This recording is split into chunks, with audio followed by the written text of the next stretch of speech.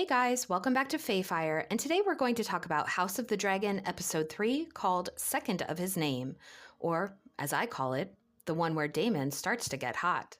This episode makes a time jump to a little over 2 years into the future, with many changes for us to catch up on woven into the episode. There was a ton of symbolism in this episode, and in this video, I want us to take a look at some of the really fantastic nods to several mythological tales that we saw throughout Episode 3. We all know George R.R. Martin is a huge mythology buff and weaves ancient tales into his stories, and the showrunners at House of the Dragon are doing an excellent job of bringing it to life. It was super creative and so much fun, so let's jump in and take a deeper look at Second of His Name. If you like this video and want to see more on House of the Dragon and other shows like Rings of Power and Raised by Wolves, be sure to hit the like button and subscribe to the channel for all the latest on these great shows and much more. So let's start by looking at the scene of an angry Rhaenyra running away from the hunting camp, with Criston Cole chasing her down. This was so reminiscent of the ancient Welsh tale of the goddess Rhiannon, who was an otherworld queen and honored as a goddess of sovereignty. She is associated with the horse, and Rhaenyra really embodied this legend here. Pwyll, a prince of Dyfed, went to a magical mound in search of a wonder. Rhiannon appeared to him, dressed in gold brocade and riding a white horse. She rode away on her white horse, and Pwyll sent his men to chase her down. They followed her for 2 days, and on the third, Pwyll took up the chase. When he finally caught the princess, she asked him why he chased her, to which he answered he wanted to marry her. She said he should have asked rather than chase her down and force her into something. Once given the choice, she chooses Pwyll and becomes the Queen of Dyfed. This is the moral of the story, and many amongst Welsh mythology. Women desire sovereignty, or the ability to choose for themselves. Similarly to Rhiannon, Rhaenyra runs away from the forced tradition of an arranged marriage due to her status. Criston chases her down, and when he catches up, this is exactly what she tells him. She wishes to choose for herself and still be honored as queen. Much like Rhiannon, Rhaenyra makes a stand and receives the gift of choice from her father when he tells her she may choose her own husband. Rhiannon's story is that of a sovereign, otherworldly queen, which we can see paralleled in Rhaenyra and her Targaryen lineage, which is otherworldly in itself. Alright, moving on to the very exciting boar scene. This was the perfect touch in House of the Dragon for many reasons. The boar hunt is a prominent scene within Arthurian lore, most famously in the tale of Culhwch and Olwen, where Arthur takes on the enchanted boar Tirc Trith. It takes several battles to beat this baleful bear, who kills many of Arthur's men and injures the king as well. We can see a parallel to Rhaenyra, who was nearly killed by the boar herself, but her own inner ferocity took over, and she shanked that boar like she was prepping kebabs. She truly proved her own worth against this beast of the woods. We cannot miss the potential symbolism in Criston stabbing the boar first, especially when considering Rhaenyra embodying this animal by taking its life. With the rumor that comes about in the next episode, we can't ignore the subtle message here. When Rhaenyra rolls back through the hunting camp with first blood all over her and confidence in her stride, we have to wonder what put such a skip in her step. What did Jorah tell us about when a man's blood is up? This scene even brought back memories of Robert Baratheon in Game of Thrones. He was killed by a massive boar while out hunting in the Kingswood.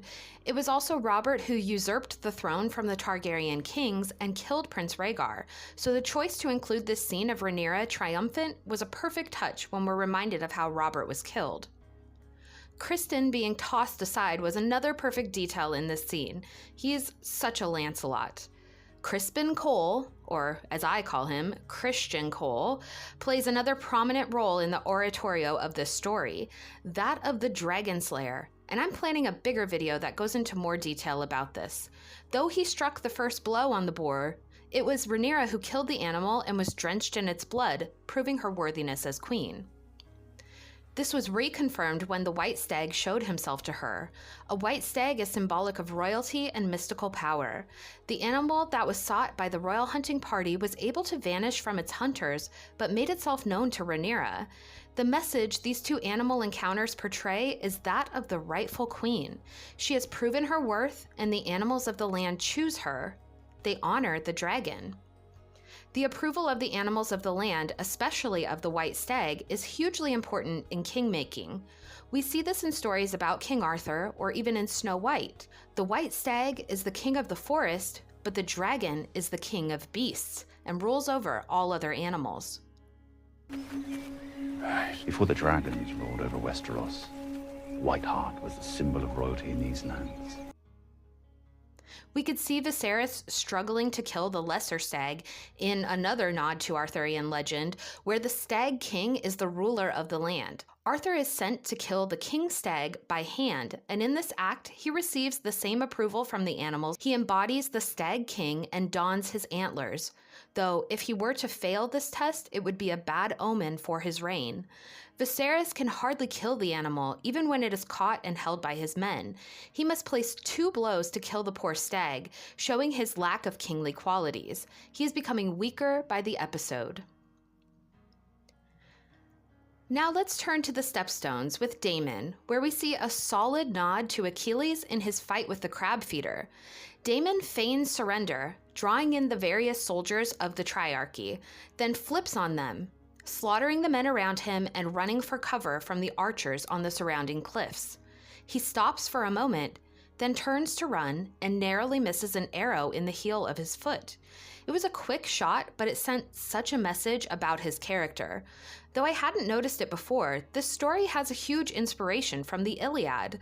The ancient story has tons of the second son trope within it, with Hector and Paris, and Menelaus and Agamemnon.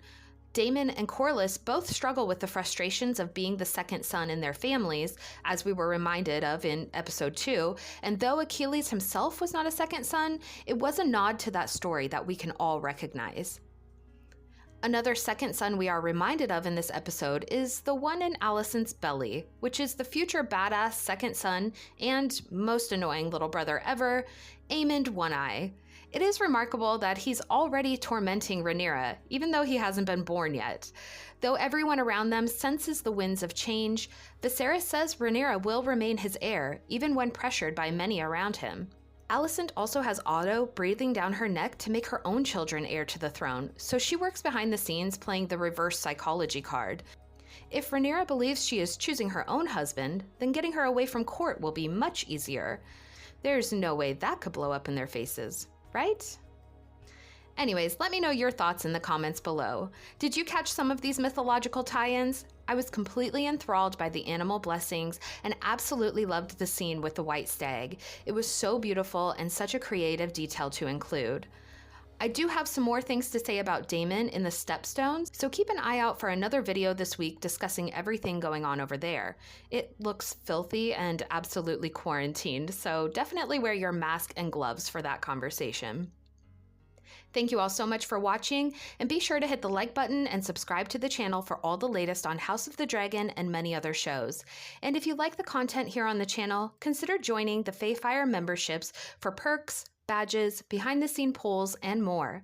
Just click the join button below and choose from 3 membership options: Dragon Knight, Serpent Queen, or Lizard King. I appreciate every one of you for watching my videos, so thank you all from the bottom of my fiery dragon heart. We'll see you all in the next one. Bye!